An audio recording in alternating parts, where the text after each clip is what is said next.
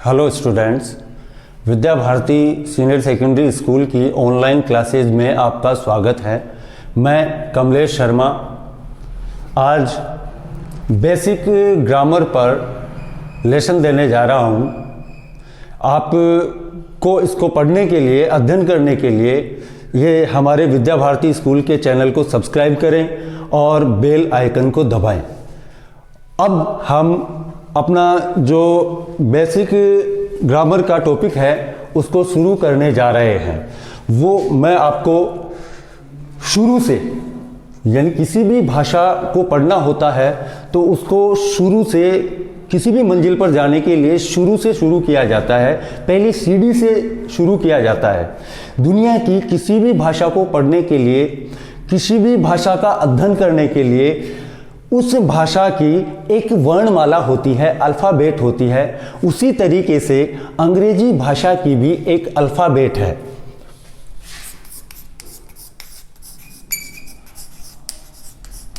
Alphabet को हिंदी में वर्णमाला कहते हैं।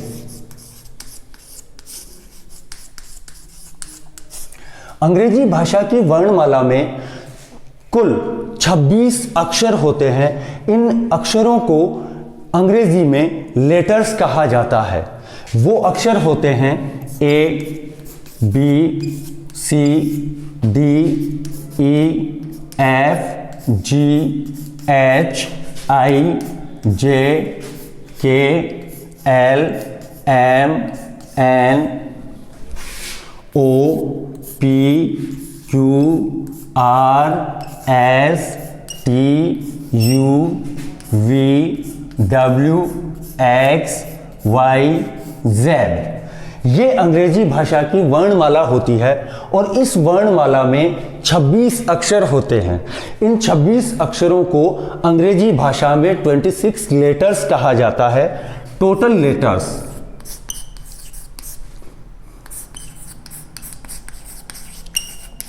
होते हैं 26। इन 26 लेटर्स को अंग्रेजी भाषा में दो भागों में बांटा गया है। व्याकरणिक दृष्टि से दो भागों में बांटा गया है। एक होते हैं कॉन्सोनेंट, एक होते हैं वोवेल।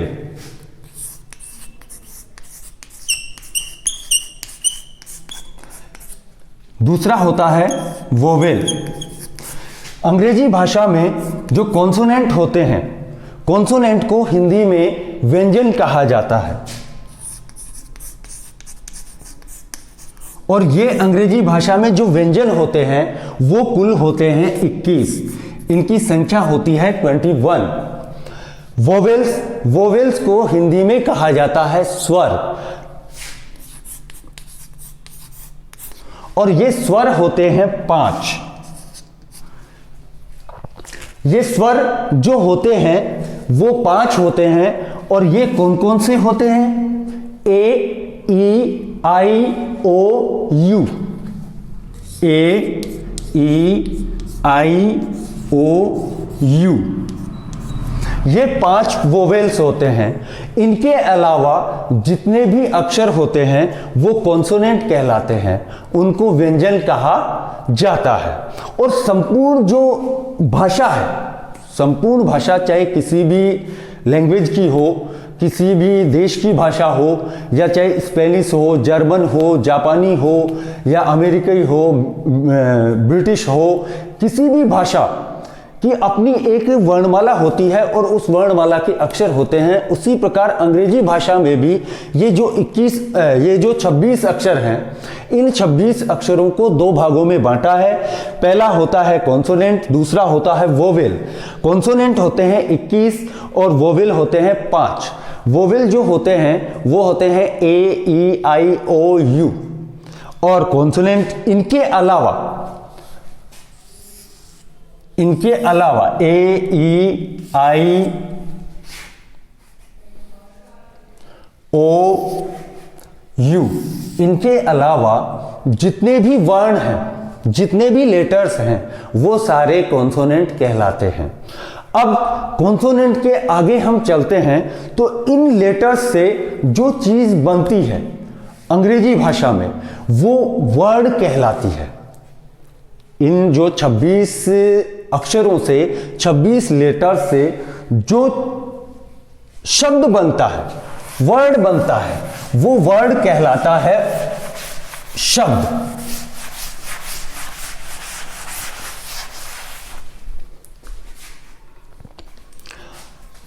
अब आते हैं हम वर्ड पर। जो वर्णमाला के 26 अक्षर होते हैं, उन अक्षरों से, ये नहीं कि सभी अक्षर एक ही वर्ड में आते हैं, नहीं, 2 अक्षर भी हो सकते हैं, 3 भी हो सकते हैं, 5 भी हो सकते हैं, 7 भी हो सकते हैं, और उन अक्षरों से वर्ड का निर्माण होता है। सबसे पहले वर्ड की परिभाषा, सबसे पहले शब्द की परिभाषा, वर्ड को हिंदी में कहा जाता है शब्द, और इस शब्द की, वर्ड की परिभाषा होती है, वो है a group of letters, a group of letters which has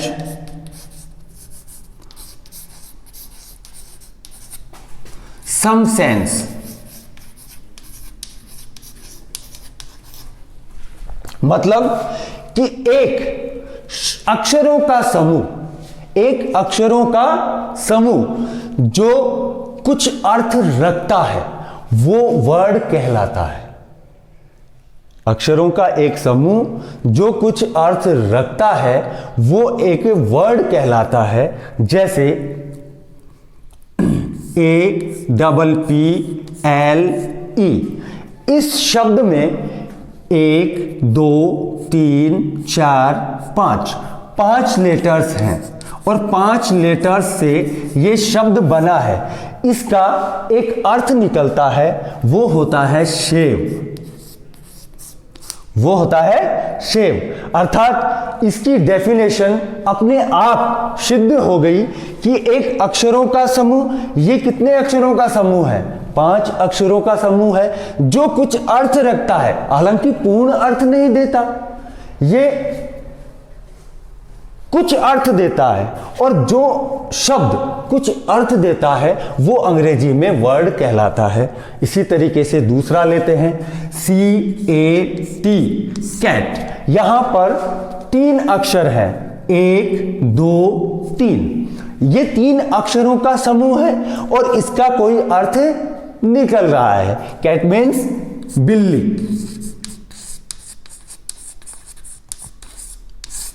अक्षरों का एक समूह, अपने आप परिभाषा सिद्ध होती जा रही है कि अक्षरों का समूह जिसका कोई अर्थ निकलता है वो शब्द कहलाता है, वर्ड कहलाता है। और यहां पर ये वर्ड जो है वो अपने आप अपनी परिभाषा को सिद्ध कर रहे हैं। तीसरा वर्ड लेते हैं, जैसे AEROPLANE,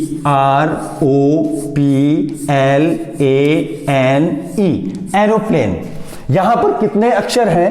1 2 3 4 5 6 7 8 9 अक्षर हैं।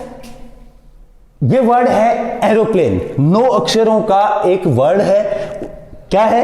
एरोप्लेन। और इसका अर्थ क्या होता है? हवाई जहाज।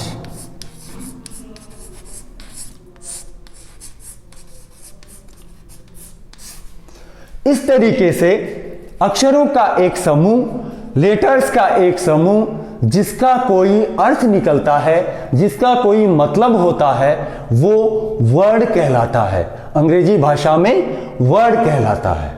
अब इसके आगे वर्ड से, जब वर्ड का एक समूह होता है तो हम सेंटेंस की तरफ आगे बढ़ते जाते हैं। अर्थात सबसे पहले अल्फाबेट आया, अल्फाबेट के 26 अक्षर थे, 26 अक्षरों को 2 भागों में बांटा गया। उसके बाद हम आगे बढ़े तो उन 26 अक्षरों से एक शब्द बना, एक शब्द बना। अब हम इससे आगे बढ़ते हैं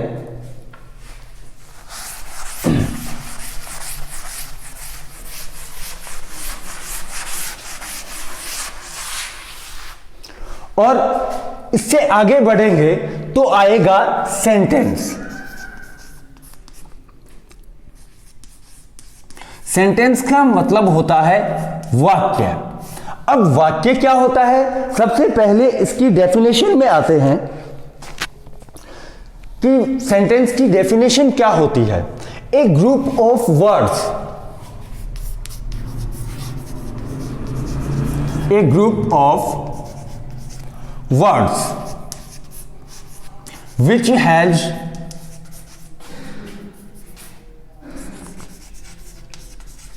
कंप्लीट सेंस,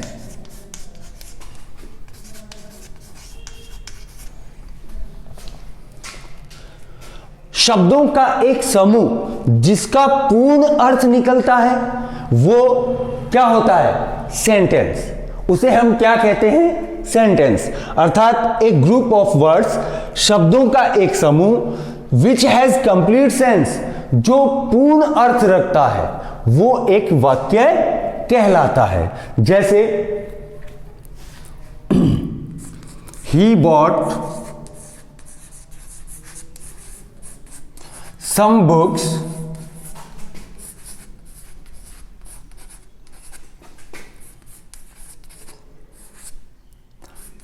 yesterday। यहां पर देखो, ही एक वर्ड है, bought एक वर्ड है, some एक वर्ड है, books एक वर्ड है, yesterday एक वर्ड है।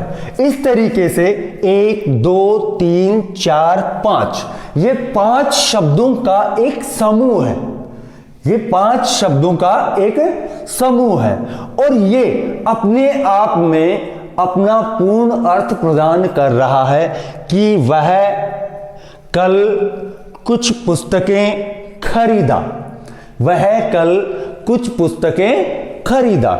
इस तरीके से यह जो वाक्य है ये अक्षरों का एक समूह है जो एक वाक्य का निर्माण कर रहा है और ये अपने आप में पूर्ण अर्थ प्रदान कर रहा है और इस तरीके से एक सेंटेंस का निर्माण होता है। इस तरीके से जो अक्षरों का एक समूह होता है उससे एक ये सेंटेंस का निर्माण होता है। जैसे दूसरा सेंटेंस लेते हैं, he is a good boy.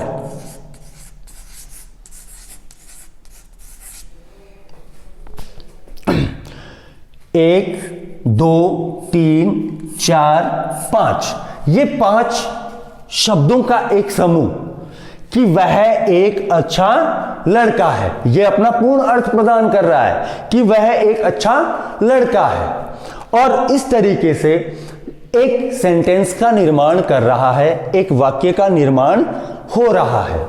अब हमने जो भाषा है, जो हर लैंग्वेज है, हर भाषा है, इन्हीं चीजों पर टिकी हुई है। चाहे दुनिया की कोई भी भाषा हो वो अल्फाबेट पर ही निर्भर करती है क्योंकि अल्फाबेट ही मूलभूत तत्व होता है एक भाषा का।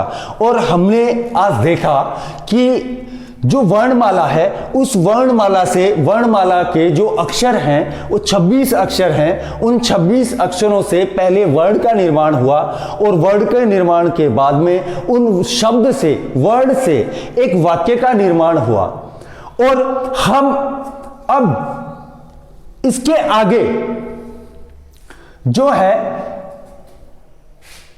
एक जो वाक्य है, वाक्य को कितने भागों में बांटा गया है, उसको कितने अलग अलग भागों में बांटा गया है, उसका अध्ययन किस प्रकार से करते हैं वो हम अपने अगले वीडियो में अध्ययन करेंगे कि एक वाक्य को कितने भागों में बांटा गया है। जो आपके जो ग्रामेटिकल एरर्स होते हैं उनको दूर करने के लिए उसका इस्तेमाल किया जाता है। सभी कॉम्पिटिटिव एग्जाम्स जो होती हैं उनमें ग्रामेटिकल एरर्स से संबंधित बहुत से क्वेश्चन आते हैं, उनके लिए ये टॉपिक जो होते हैं वो बहुत ही महत्वपूर्ण होते हैं जिनका अध्ययन हम अपने अगले वीडियो में करेंगे। आपको यदि हमारा ये वीडियो पसंद आए तो लाइक करें और हमारे चैनल को सब्सक्राइब करें और बेल आइकन को बजाएं जिससे आपको समय समय पर हमारे वीडियो मिलते रहें। नमस्कार।